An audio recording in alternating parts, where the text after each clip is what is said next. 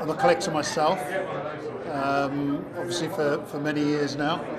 I think the beauty of the Panini sticker collection, especially during the World Cup, is the opportunity to actually start investing in the players.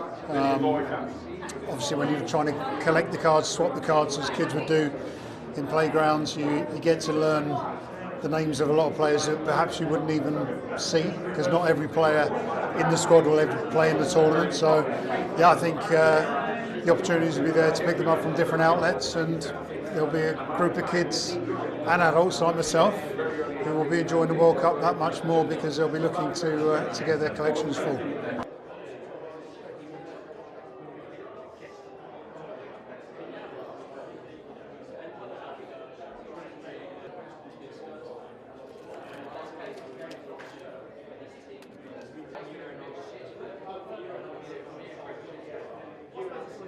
The idea that you can find a community, hopefully at school, local,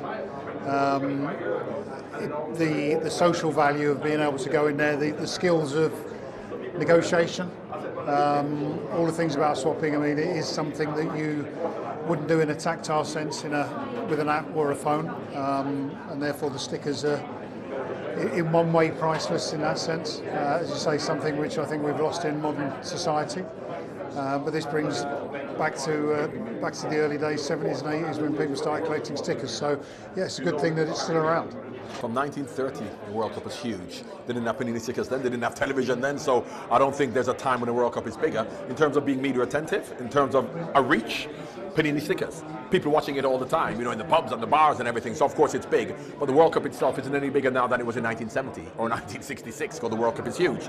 So the media attention and the fact that everybody can be part of it is bigger, but the World Cup speaks for itself. I think it's one of them pinch yourself moments, you know, when you see yourself on a sticker. And the memories of me being on the sticker is obviously when you used to go to the games or training grounds and you see the fans come out and they want you to sign the stickers. So it's a bit of a pinch yourself moment as a player to go, oh, okay. Back in the day when I just said when I was 10, 11 and I'm collecting myself, to actually be on one, it's quite surreal. The World Cup is always hard to win. It's not harder than before, because if you look at the amount of teams that have won the World Cup, there aren't many. You look at England, Argentina, Spain, Germany, Brazil, there aren't many teams who've won the World Cup, and it's going to be one of them who's going to win it again. So it is, once you get to the quarterfinals, it's as hard to win as it always has been. It is probably easier to get to the latter stages, because once you have the breakup of the European Union and the breakup of European teams, whereas once upon a time you had to play Yugoslavia, whereas now you've got Macedonia, you've got lots about 5 different teams, so I suppose there are many more teams who are easier to beat. Like for example in the Euros, we played against the USSR, which was Russia, Ukraine, Belarus, whereas now they're all individual countries. So I suppose it's easier, international football and the World Cup in the early stages is probably easier. But of course, once you then get into the quarterfinals and the latter stages, it's going to be the usual suspects.